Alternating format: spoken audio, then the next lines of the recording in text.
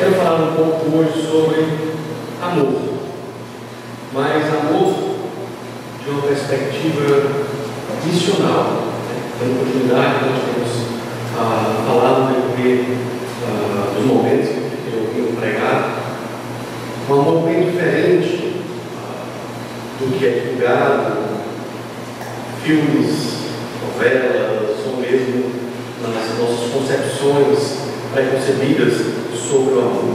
O amor que tem como paradigma principal o nosso Senhor Jesus Cristo. Vamos pensar agora qual seria uma poderosa arma que nós poderíamos usar para acabar com o ministério missionário. Se você pudesse acabar com missões, se você tivesse uma estratégia, que estratégia você usaria? Eu penso que fazer com que os crentes se tornem cada vez mais egoístas seria um plano muito poderoso. Porque com o egoísmo eu não penso mais em ninguém além de mim mesmo. Certo? Por exemplo, normalmente nós fazemos missões, nós estamos interessados na obra missionária porque nós queremos ver a glória de Deus alcançando os confins da terra. Eu estou pensando em outra pessoa, estou pensando em Deus, estou pensando em mim. Ou eu estou interessado em ver pessoas convertidas que estão indo para o inferno. Então eu estou pensando em outra pessoa, não estou pensando em mim. Mas quando eu penso apenas em mim, eu não penso em Deus, eu não penso em outra pessoa. Certo? Quando eu penso apenas em mim e nas minhas necessidades, a obra missionária não tem muito sentido. No que eu saio ganhando se eu investir na obra missionária? Certo? Não vejo nada. Pelo menos aqui na terra. Então, quando Satanás, ou mesmo a mentalidade mundana, começa a nos convencer de que nós somos mais importantes, de que nós devemos nos amar mais, de que os nossos motivos são os melhores, ou seja, faz com que a nossa vida seja centrada no eu, ou seja, eu sou treinado para ser uma pessoa egoísta, egocêntrica. Isso acaba minando o ministério missionário. Certo? Por exemplo, você vai ver igrejas que talvez não tenham investimento em missões, mas tem prédios suntuosos. Talvez eu fui numa igreja e só o corrimão dela, para o corrimão custou 15 mil reais. Só o corrimão. Mas a igreja não tem investimento. O que isso reflete? Reflete um egoísmo.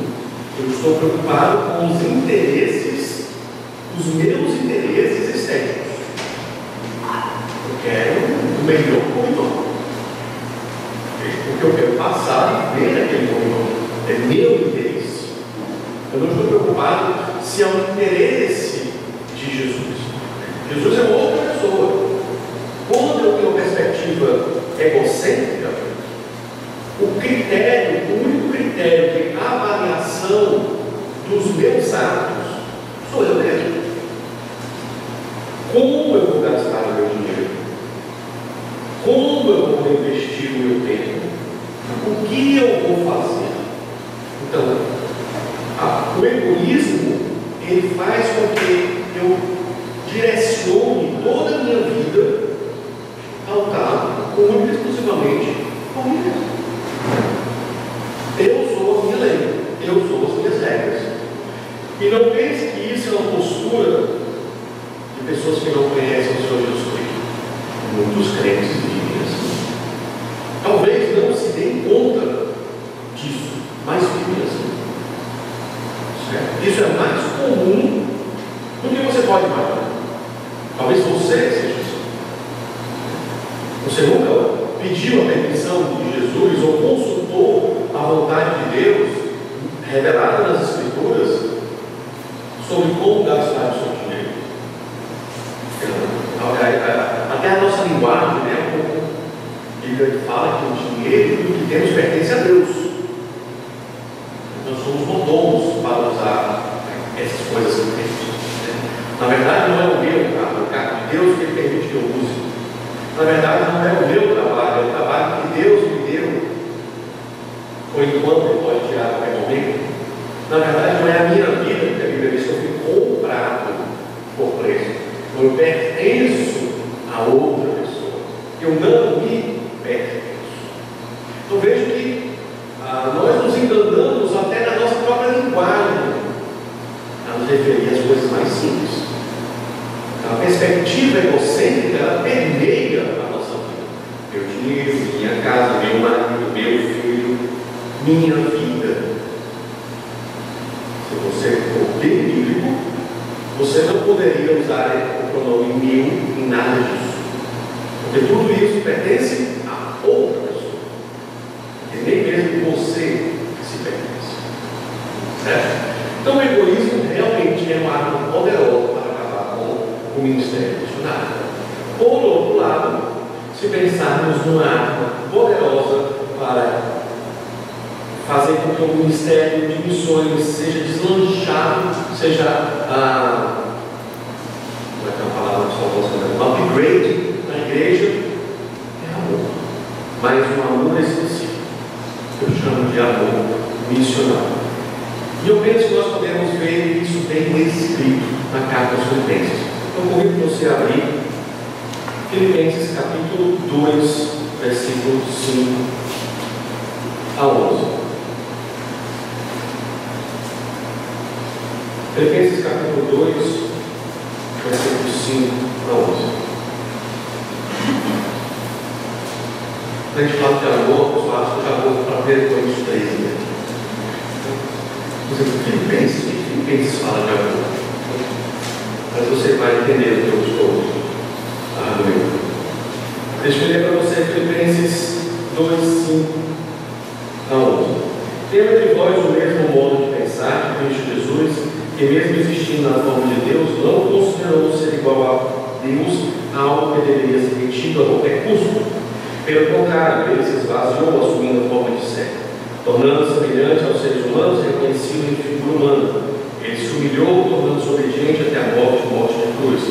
Por isso também Deus exaltou sobremaneira e deu o nome que está acima de todo nome, para que ao nome de Jesus se dobre todo joelho, os céus, na terra e debaixo da terra, toda língua confesse que Jesus Cristo é Senhor, para a glória de Deus. Vamos lá. Senhor Deus, amado Pai, pedimos que o Santo Espírito abra nossas mentes, nossos corações para entender a tua palavra, Deus, para fazer ela aplicar em nossos corações. Essa é a nossa oração em nome de Jesus. Amém. Deixe-me dar para você um pouco o contexto aqui desse capítulo de Filipenses, da própria carta de Filipenses. Veja o versículo 27 do capítulo 1, Paulo diz o seguinte: acima de tudo, vivam de modo digno do Evangelho. Essa, no nosso caso, são várias palavras. Viver de modo digno. Mas isso é uma palavra só. Viver de modo digno é seja um cidadão. Viva como realmente um cidadão deve viver. Paulo usa essa palavra cidadão, cidadania, de propósito. Porque os filipenses, como bons cidadãos, eles se orgulhavam de pertencerem ao Império Romano. A cidade de Filipos era conhecida como uma cidade romana. Quem nascia na cidade de Filipos tinha cidadania romana. Você deve saber que cidadania romana não é para qualquer um, né? Paulo fala, eu tenho cidadania romana. Aí o soldado fala com ele, diz, eu tive que comprar a minha cidadania, não, eu por nascença. Então era algo de prestígio, era algo que você, naquela época, lhe daria bastante status e direitos. Paulo diz, eu quero que minha causa seja julgada por César. Eu sou um cidadão romano, esse é o meu direito, e eu quero fazer valer esse direito. Então ele vai para César.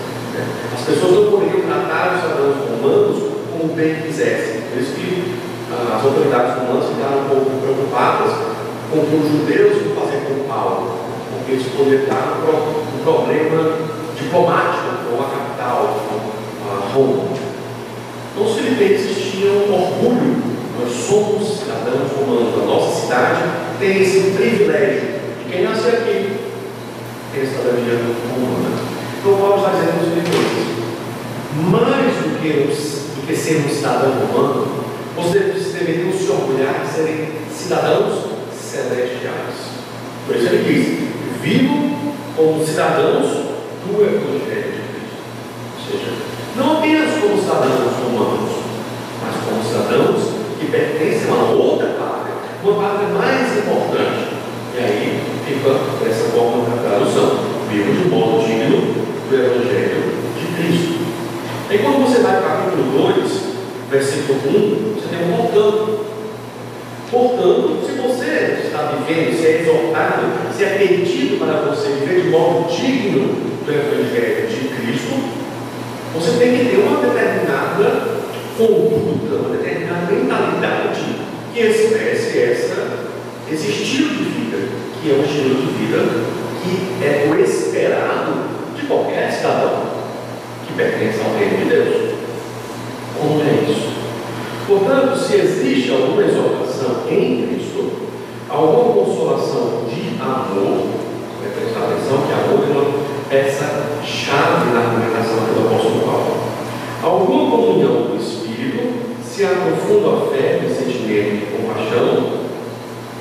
Ele está dizendo que, se você, resumindo todas as expressões, se vocês têm experimentado essa relação de intimidade com o Senhor Jesus Cristo, se vocês realmente têm vivido e usufruído da vida cristã, então contém a minha alegria. De que forma, Paulo? Tendo o mesmo modo de pensar. Veja que essa expressão que Paulo pede aqui para os filipenses, vocês têm que ter o mesmo modo de pensar, ela se repete no versículo 5. Tenham entre vocês o mesmo modo de pensar de Cristo. Não é por acaso que ela se repete.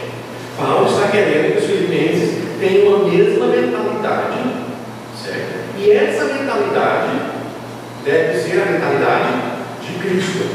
Quando se fala aqui de mentalidade, se fala de maneira de ver o mundo. É quase que uma cosmovisão, uma maneira de olhar para o mundo, de interpretar as coisas, de ver a realidade, certo? Que promove uma ação, certo? A maneira como nós vemos o mundo direciona as nossas ações. Lembra que eu falei no início? Se a maneira de ver o mundo é egoísta, se o egoísmo é o que pauta, é a minha maneira de pensar, o meu modo de pensar, o que é que eu vou fazer? Eu vou pegar o meu dinheiro, e vou comprar uma coisa. Se eu quiser gastar R$1.000 de bombom, eu vou gastar, porque é meu dinheiro e eu não tenho que dar satisfação a ninguém. Eu vou gastar R$1.000 de bombom. Se eu quiser pegar R$2.000 e tocar fogo, eu vou tocar fogo, porque é meu dinheiro. E não tem ninguém por isso. Essa é uma mentalidade. Essa minha mentalidade direciona as minhas ações. Então Paulo está dizendo: vocês têm que ter o mesmo modo de pensar. Veja bem, está falando para a igreja toda. A igreja toda, num único modo, numa única mentalidade. E ele diz: essa mentalidade é a mentalidade de Cristo. A mesma expressão que você utiliza no versículo 2, ele utiliza no versículo 5. Mas ele ainda vai deixar um pouco mais claro que seria essa mentalidade. Okay? Tendo o mesmo amor. Esse mesmo modo de pensar implica também ter o mesmo amor, uma mesma maneira de amar, sendo unidos de alma e mente. E no versículo 3 e 4, ele vai dar exemplo do que seria esse mesmo amor, essa mesma mentalidade. Não façam nada com interesse pessoal, com vaidade, mas por humildade, cada um considerando os outros superiores a si mesmo. Não tendo em vista somente os seus próprios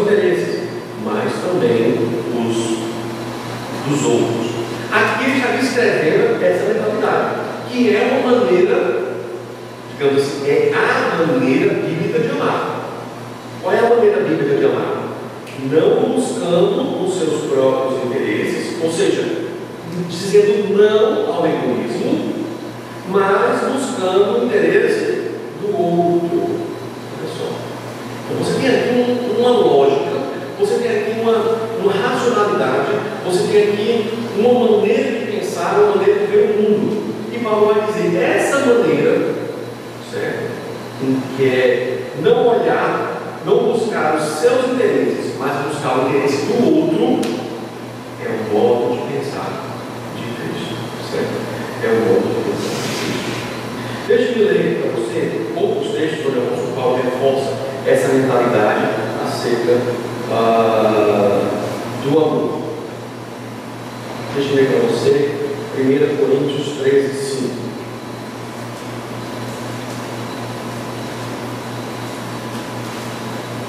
Uma das características que vai falar aqui do amor é: o amor não busca os seus interesses.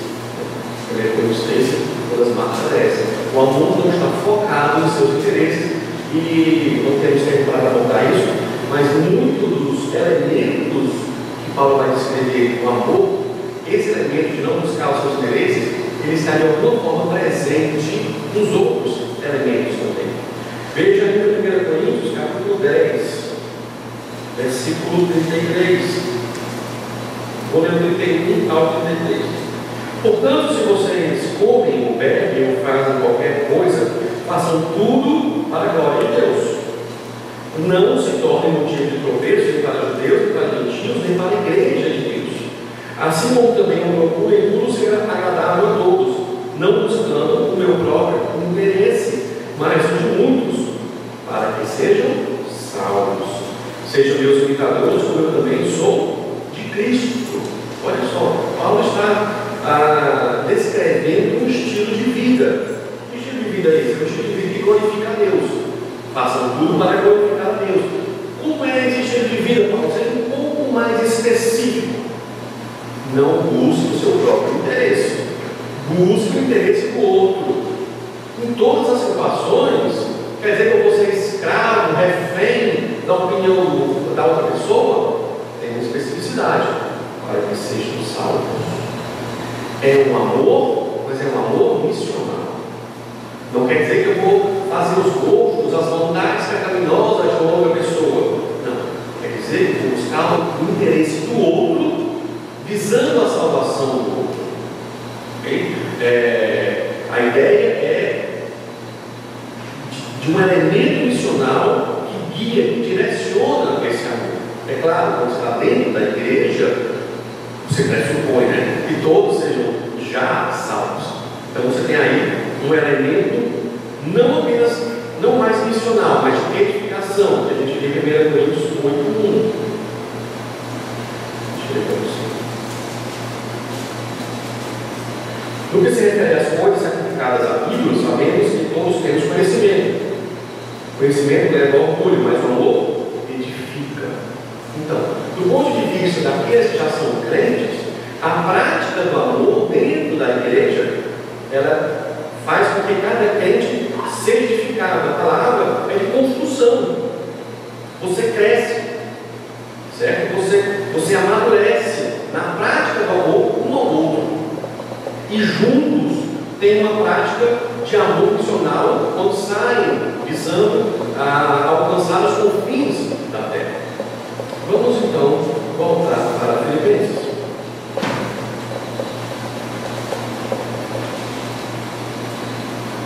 Se Paulo então está exortando os filipenses a ter esse mesmo modo de pensar, a ter essa prática de amor, ele vai dizer: essa é a mentalidade de Cristo. Veja então a descrição dessa lógica, dessa mente, que é um ponto muito importante.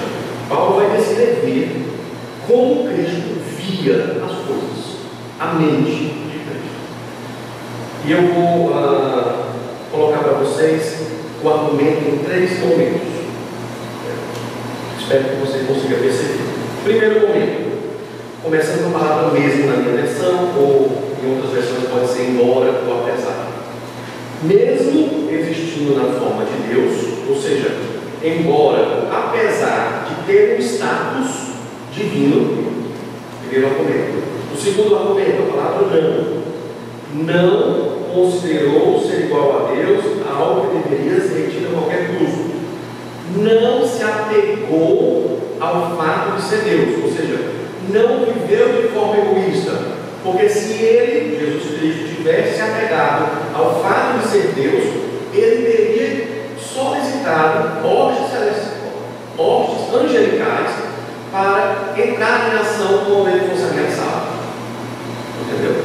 Ou dizimar qualquer pessoa que o desafiasse ou que blasfemasse contra ele. Mas ele não fez isso.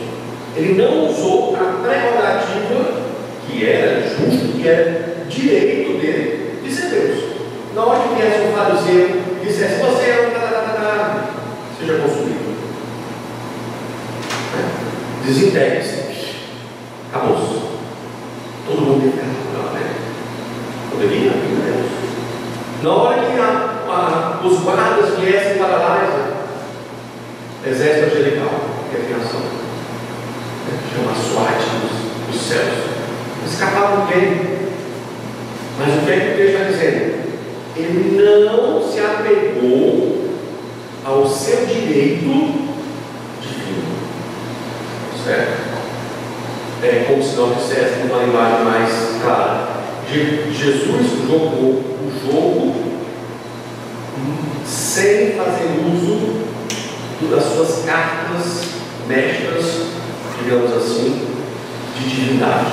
Ele jogou como ser humano.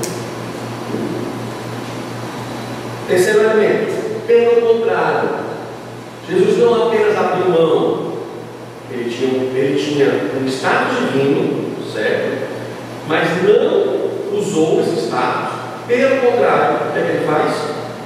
Se esvazia, assumindo a forma de servo, tornando-se semelhante aos seres humanos, e reconhecendo em figura humana. Ele se humilhou, tornando-se obediente até a morte e morte de cruz.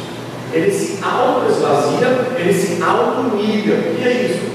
É se tornar servo e, em forma humana, um ser humano, e ter a morte das mais desprezíveis do mundo naquela época, morte de cruz. Na obediência à vontade do Pai, ele vai para a cruz. Então você tem um argumento em 3 momentos que vão descrever para nós a mente de Cristo.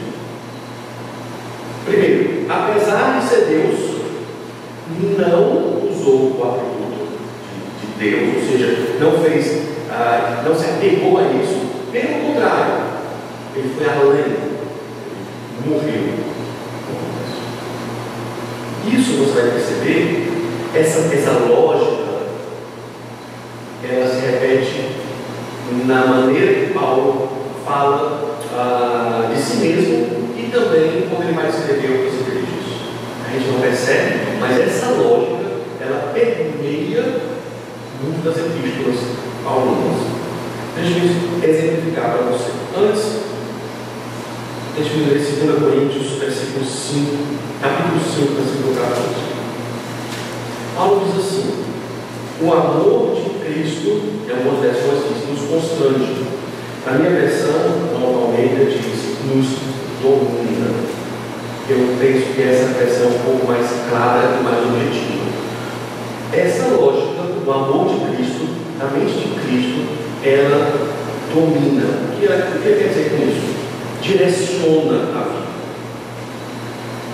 guia as minhas decisões, pauta o meu andar, certo?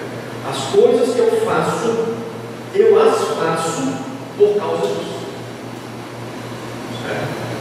Não tenho uma mentalidade egoísta. A minha mentalidade é a mente de Cristo. Por ter essa mente de Cristo, por ter na minha mente trabalhando uma outra lógica que me domina, que me direciona, que me guia, eu faço determinada coisa. É isso que Paulo está dizendo. Então vou te dar exemplos. 1 Coríntios 9.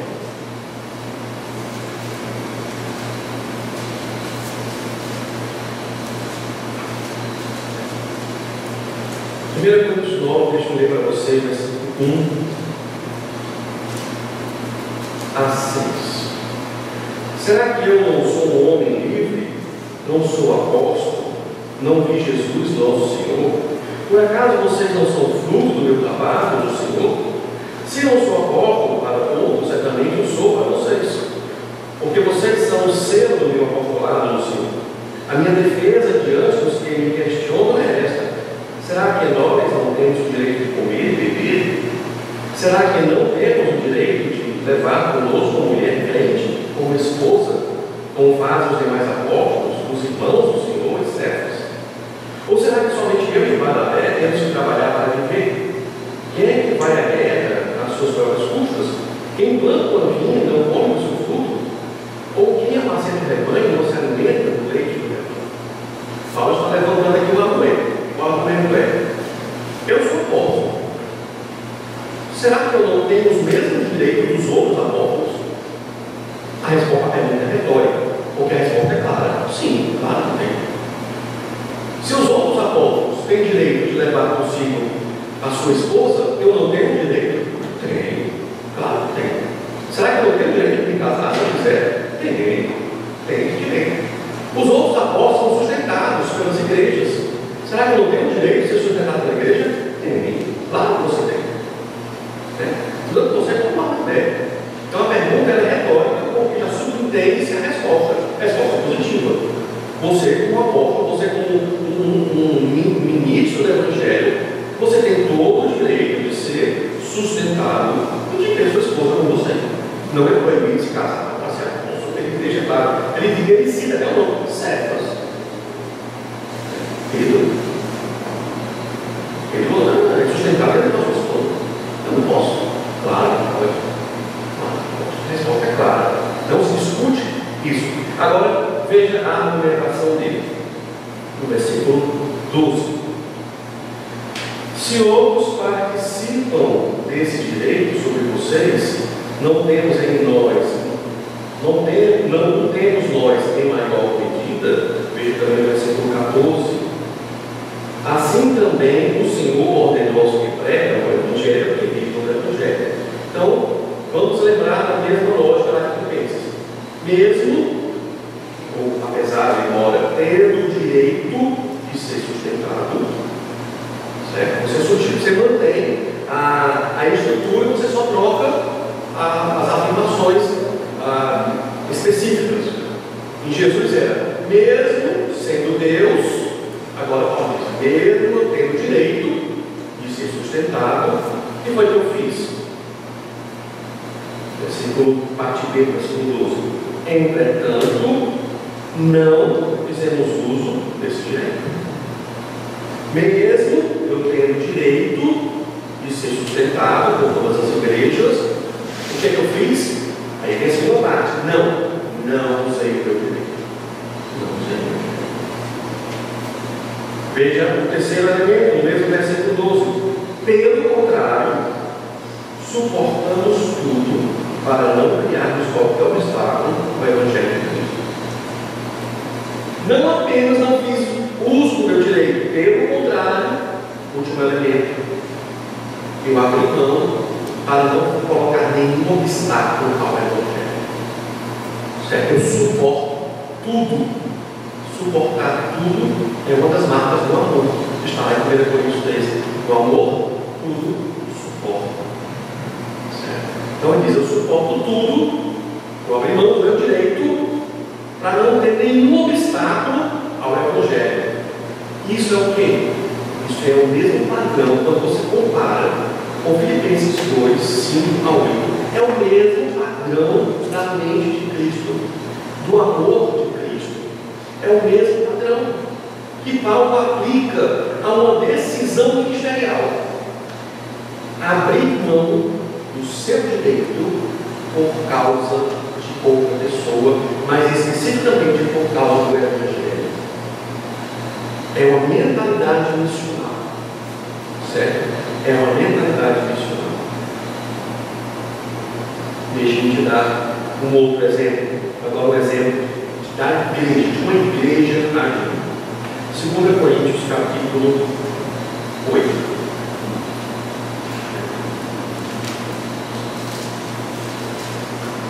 2 Coríntios capítulo 8, vamos ler o versículo 1 até o versículo 5. Também, irmãos, queremos que estejam informados a respeito da graça de Deus que foi concedida às igrejas da Macedônia, porque no meio de muita prova e tribulação manifestaram a abundância de alegria, e a profunda pobreza deles transbordou em grande riqueza de generosidade. Porque posso testemunhar que, na medida de suas posses e mesmo acima delas, eles contribuíram de forma voluntária, pedindo-nos com insistência a graça de participarem dessa assistência aos santos. E não somente fizeram como nós esperávamos, mas pela vontade de Deus, deram a si mesmos, primeiro ao Senhor, depois a nós. Vamos ver a lógica, aquela lógica lá da mente de Cristo, nesse texto. Você vai ver como é que está presente. Primeiro, versículo 1 e 2. Mesmo vivendo, como é que eles viviam? No meio de muita prova e tribulação. Mesmo vivendo no meio de muita prova e tribulação. E como é que era a situação econômica deles? Versículo 2. Profunda pobreza. Apesar de eu ser perseguido, de ter alguém querendo acabar comigo, me matar, e apesar de eu estar na miséria, mais do que liso, certo? Ou seja, qual é o meu direito aqui? De não contribuir. Paulo, os filipenses poderiam dizer: Paulo, peraí, eu estou no meio de, estou tentando me manter vivo. Eu tenho um pé romano aqui atrás de mim, que são os macedônios, os filipenses, a igreja da Macedônia. E aí eu estou liso. Como é que você vai pedir oferta para alguém que está mais do que liso? É até uma falta de bom senso. Como é que você manda? Como é que você pede oferta para alguém que já está na miséria? Paulo, por favor, né? Tudo bem que o evangelho é importante, mas certas coisas têm um pouco de limite. Às vezes, está faltando comida para mim. Como é que eu vou dar oferta para o pessoal de Jerusalém? Se eu não tenho nem para mim. Então, apesar, o mesmo, eu estando nessa situação, eu não agi de forma egoísta. Ou seja, eu não pensei no meu interesse. Se eu pensasse no meu interesse, eu diria: Paulo, vai procurar uma igreja que tem mais dinheiro. Eu já tenho um problema demais aqui. Não dá. Eu me lembro uma vez que eu era jovem na mocidade, lá na igreja Baixão da Paraná. E fomos pedir dinheiro a uma irmã, quando ela disse: olha, já tem problema demais, está me preocupado com o problema de missionário. Não dá não. Na mesma semana, o marido dela, que era já de outra igreja, se desviou e resolveu separar a casa de uma parede no meio. Literalmente. Ou seja, agora você tem problema. Eu disse que tinha problema demais, Deus agora te mandou um verdadeiro problema para você. Quando você pensa só no seu egoísmo, só em você descarta tudo. Você não está nem aí para os interesses de Cristo, muito menos o interesse de outra pessoa. Você está pensando só no seu problema. Eu tenho como trabalhar, eu tenho luz, eu tenho água, eu tenho aquilo, eu tenho escola, eu tenho não sei o quê. Você não tem oferta para fulano? Peraí, né? Está brincando, não? Isso é mentalidade egoísta. Então os filipenses, apesar de ter condição zero, apesar de estar sendo perseguido, eles não agiram de forma egoísta. Pelo contrário, o que eles fizeram? Versículo 2: manifestaram a abundância de alegria, e a profunda pobreza deles transbordou em grande riqueza de generosidade. Eles deram, Paulo diz: eu posso testemunhar, eu sei o que eu estou falando. Eles deram na medida das posses e mesmo acima das posses. Contribuíram constrangidos, contribuíram de forma voluntária. insistir com eles, pedindo-nos com insistência para participar da coleta. Você entendeu? Você tem essa lógica. Apesar de eu não ter condição financeira, apesar de eu estar sendo perseguido, eu não agi de forma egoísta. Pelo contrário, eu dei mais do que eu tinha. Pelo contrário, eu pedi para participar da oferta, da coleta. Eu insisti.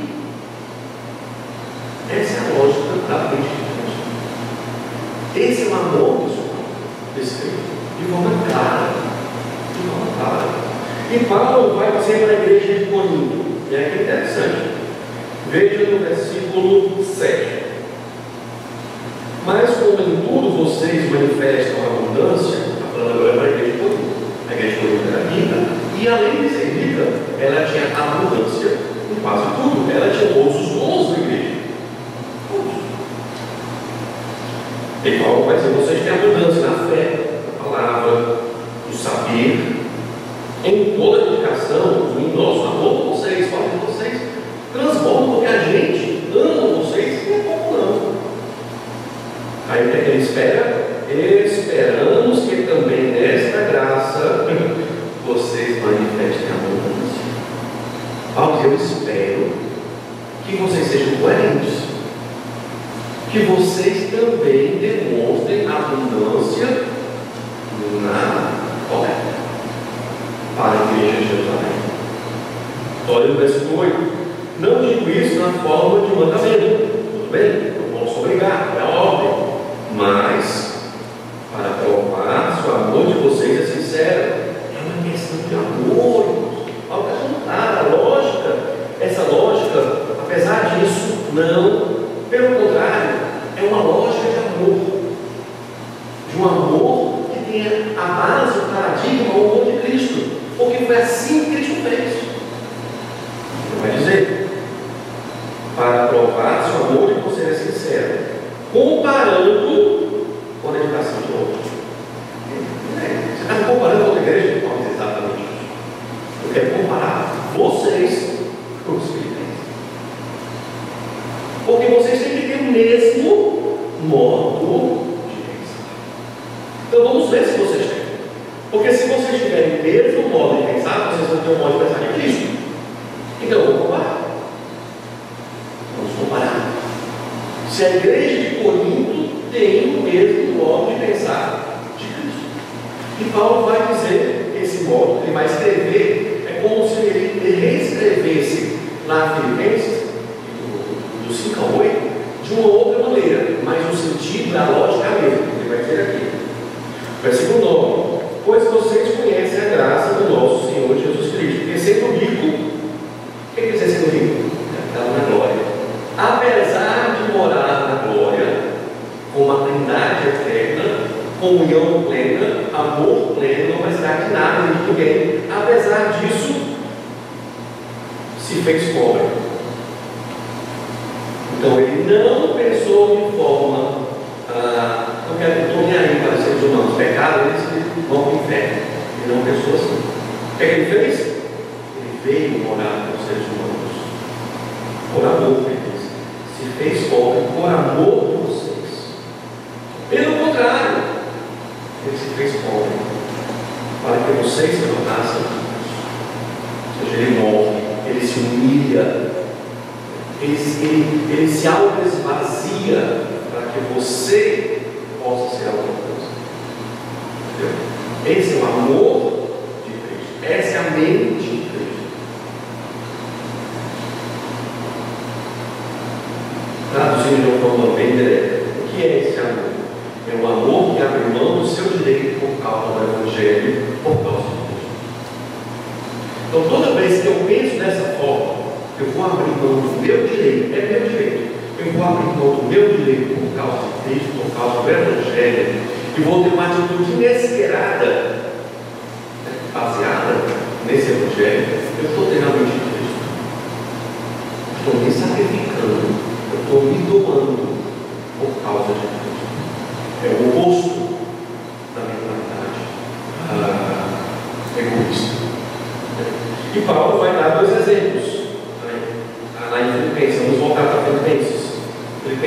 capítulo 2, versículo 19. Duas pessoas que Paulo tem a sua equipe que tem essa mente. Espero no Senhor Jesus enviar Timóteo o mais breve possível, versículo 19 do capítulo 1, a fim de que eu me sinta animado também ao receber notícias de vocês, porque não tenho ninguém com esse mesmo sentimento.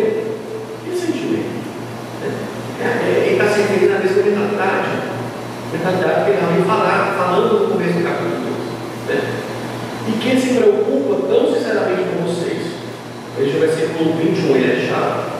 Todos os outros buscam os seus próprios interesses. Isso é atualíssimo esse texto.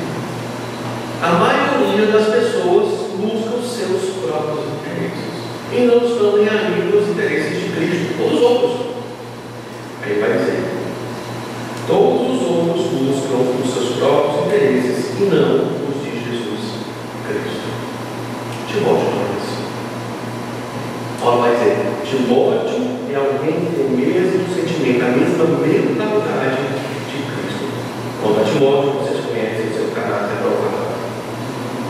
Ele não é desse grupo que busca só os seus interesses. Timóteo é do grupo que busca os interesses de Cristo. Porque o amor de Cristo nos domina, direciona as nossas vidas. Então, os meus interesses são direcionados pelos interesses de Cristo. A segunda pessoa que ele coloca como exemplo é Epafrodito. Versículo 25. No entanto, é necessário enviar Epafrodito, meu irmão cooperador e companheiro de lutas, da parte de vocês, mensageiro e auxiliar nas minhas necessidades. Epafrodito era da igreja dos Filipenses, enviado pela igreja para ajudar Paulo, para dar suporte a Paulo na equipe missionária. Paulo vai dar testemunho de Epafrodito. Veja o que diz no versículo 29. Recebam-no, pois o Senhor com toda alegria, honrem sempre os que são como ele. Você deve prestar atenção que Paulo não é o tipo de pessoa que costuma falar isso para todo mundo. Se você é acostumado a ler o Novo Testamento, você vai perceber que Paulo não é esse tipo de gente. Então, se ele está elogiando alguém, é porque esta pessoa merece mesmo. Porque por causa da obra de Cristo, versículo 30, ou seja, Epafrodito é do mesmo tipo de Timóteo, ele não busca os seus próprios interesses. Por causa dos interesses de outra pessoa, quem é a outra pessoa? Jesus Cristo. Por causa dos interesses de Jesus Cristo, ele quase morreu, arriscando a própria vida para suprir a ajuda que vocês não podiam me dar pessoalmente. A mesma mentalidade. Paulo está dizendo aos Filipenses: vocês têm que ter essa mentalidade de não buscar os seus interesses, mas o interesse do outro. Faça como Cristo, tem a mesma mentalidade de Cristo, que mesmo sendo Deus, ele não viu o seu estado como algo que se apegasse, mas ele buscou nos salvar, ele buscou os nossos interesses que diz respeito à salvação. Timóteo, assim, Afrodito. Um exemplo bem banal dessa lógica, para a gente observar. Mesmo que eu tenha o dinheiro e o direito de comprar um relógio, vamos supor, de R$3.000, eu não comprarei. Pelo contrário, eu vou colocar mais R$2.000 e vou dar R$5.000 para a obra de Cristo de uma vez. Mais ou menos assim, é simples. Mesmo que eu tenha o direito de fazer determinada coisa, eu abro mão. Pelo contrário, eu vou fazer muito mais, mas pela obra de Deus. Se você começar a praticar e você tornar essa lógica um hábito, você vai começar a pensar como Cristo, a raciocinar como Cristo raciocinou, a experimentar esse estilo de amor que é descrito aqui, que é o oposto do egoísmo. Nós, desde pequeno, somos ensinados a viver de forma justa. Não é fácil romper com essa maneira de pensar. E se nós formos sinceros, nós fazemos tudo sempre pensando nos nossos próprios interesses. Dificilmente nós tomamos um caminho com uma ação pensando nos interesses de Deus. Mas essa lógica, se não existe, ela precisa começar a fazer parte da nossa vida. Esse é o nosso desafio, certo? Isso aqui o Espírito Santo quer nos dizer nesta manhã, e que nós devemos começar a colocar em prática imediatamente. Vamos orar e nós estaremos aqui. Senhor Deus, meu Pai, nós te agradecemos pelo teu amor, pela tua bondade, agradecemos por teu Senhor maravilhoso, que tem nos desafiado, Senhor Deus, a termos esse estilo de vida, esta mentalidade. Ajuda-nos, dá-nos teu poder, para que possamos viver desta forma. Que a tua igreja aceite esse desafio, se submeta, Senhor Deus, a esse amor.